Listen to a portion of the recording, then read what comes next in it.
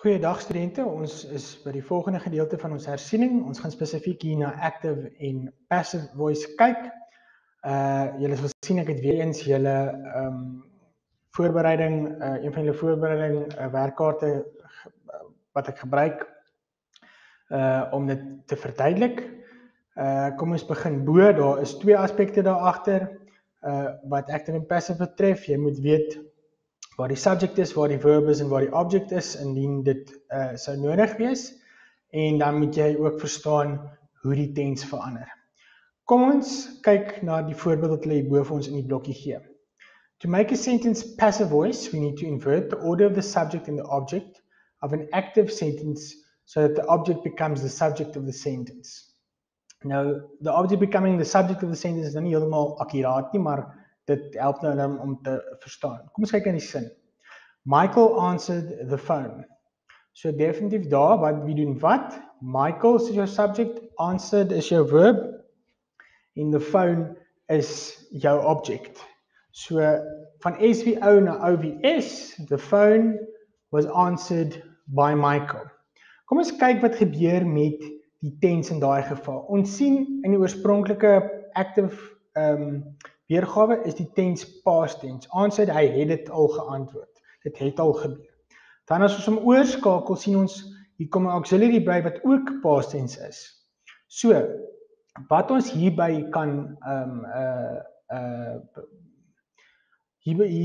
what we can draw from this is dat, wanneer daar 'n auxiliary bykom, vat hy die tens van die oorspronklike verb. So jy kan sien, answered, bly dieselfde, dit is past tense, die auxiliary was, wat ook past tense is, kom by en dan voeg jy daai pronoun, reflective pronoun by om die sin net grammaties korrek te maak. Kom ons kyk nou van die voorbeelde.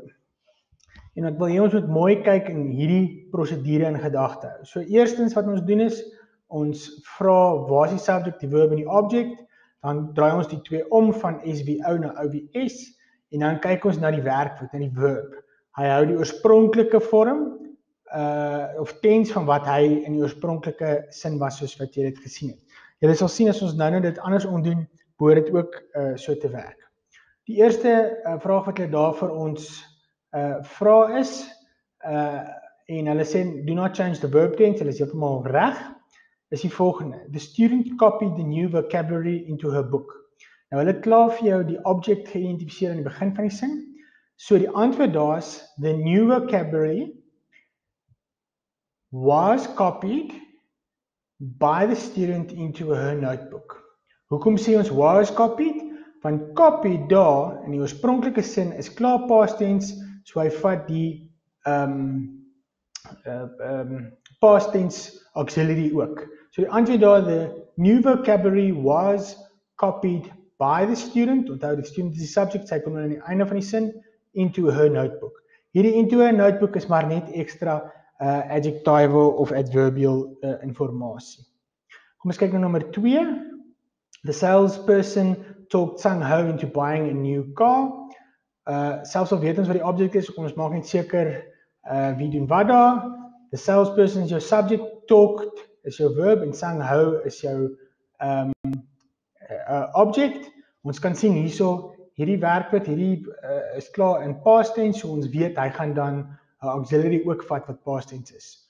So die antwoord is as volg. Sang-ho was talked into buying a new car by the salesperson. Julle kan sien in hierdie geval kom die adjectival ekstra informasie kom dan voor die subject. Baie keer help dit net om dit vir jouself in jou kop te sê en te klink of dit reg is en julle sal die posisie van daai ekstra inligting maklik kan uitklaar. Nommer 3. The chef seasoned the bubbling pot of po with star anise. Goed, wie doen wat? Die chef is besig om die pot speserye te gee, so seasoned is jou werkwoord. Wat kry speserye? The bubbling pot, daar is jou object, en dan verduidelik dit net verder wat in die pot is. So ons begin die sin met the bubbling pot of po. Ons sien seasoned is past tense, dit beteken die auxiliary gaan ook past tense wees. The bubbling pot of po was seasoned by the chef with star anise. Okay. Mens kan ook gesê het, the bubbling pot of po was seasoned with star anise by the chef. In hierdie geval maak dit nie sin nie, dit klink nie vreemd op die oor nie. As ons aanbeweeg na nommer 5, the cow ate all of the cherries on her tree. Ag, excuse, the crow, not the cow. Ek wil nou net sê, dit is vreemd vir 'n koe om cherries te eet. Goed, wie doen wat daar? Die kraai eet die kersies. So the subject is the crow, ate is the verb, and cherries is the object. So, how will we start our sentence? All of the cherries on her tree. Dan sien ons hierdie is past tense. So, dan sê die auxiliary sal were wees. Ag, excuse, was wees. All of the cherries on a tree was eaten by the crow. Kyk asseblief, daar is die verskil in die past tense hierso en die past tense meervoud in hierdie geval. So uit word eaten. Kom ek noem net weer die antwoord vir julle. All of the cherries on her tree was eaten by the crow. Enkelvoud nog steeds, want daar is net een kraai. Nummer 6. This year, monkeys have bitten several tourists in Phuket. Belangrike ding studente is, net ek hierdie voorbeeld sien is, jy bepaal altyd jou tense deur die fisiese werkwoord, nie deur as daar nou in hierdie geval 'n auxiliary is nie.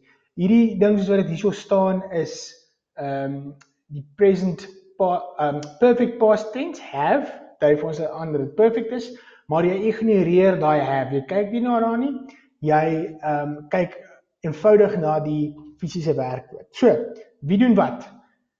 Die antwoord daar is monkeys is die subject, bitten is die of have bitten is die verb en several tourists is die object. So, ons begin ons sin met several tourists in Phuket. Dan weet ons hierdie is past tense, so hy vat 'n past tense auxiliary ook. Were bitten by monkeys this year. Ek herhaal net weer. Several tourists in Phuket were bitten by monkeys this year. Jy kan natuurlik this year en kan jy nou maar sit soos wat jy lus kry. Weer eens luister net hoe klink dit vir jou op die oor. Nommer 7. It rains a lot during the monsoon season. Wie doen wat daar? Ek wil hele 'n bietjie daaroor dink. Doen iemand iets daar? En die eenvoudige antwoord is nee, niemand doen iets daar nie. Okay. Rain is nie 'n subject nie. Dit is in hierdie geval net 'n algemene noun wat geen nie 'n subject kan optree nie. Nie omdat dit reën is nie, maar net omdat dit nie so gestel is nie. So hierdie sin, nommer 7, het nie 'n passive weergawe nie. Kom ons kyk na nommer 8. The sun rises at 7 o'clock in winter. Doen iemand of iets daar, iets aktief wat hulle mee besig is. Die son, dis 'n algemene stelling wat hulle maak. The sun rises at 7 o'clock in the winter.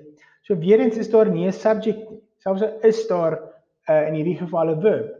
So daai het ook nie 'n passive vorm nie.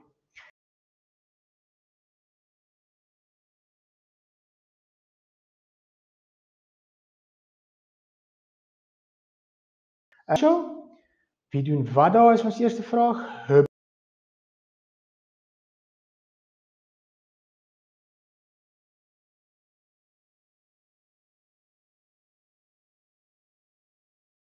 To be punctual is nou maar net extra inligting. Hoe verander ons dit? Hier gaan 'n pronoun verander. Die antwoord dis is she was taught, want dit is past tense daai van teach, so hy kry past tense auxiliary. She was taught by parents to be punctual.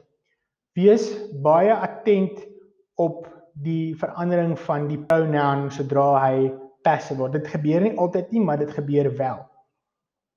Nummer 10, the scholar diligently checked all these references. Ons vra onsself weer af, wie doen wat daar?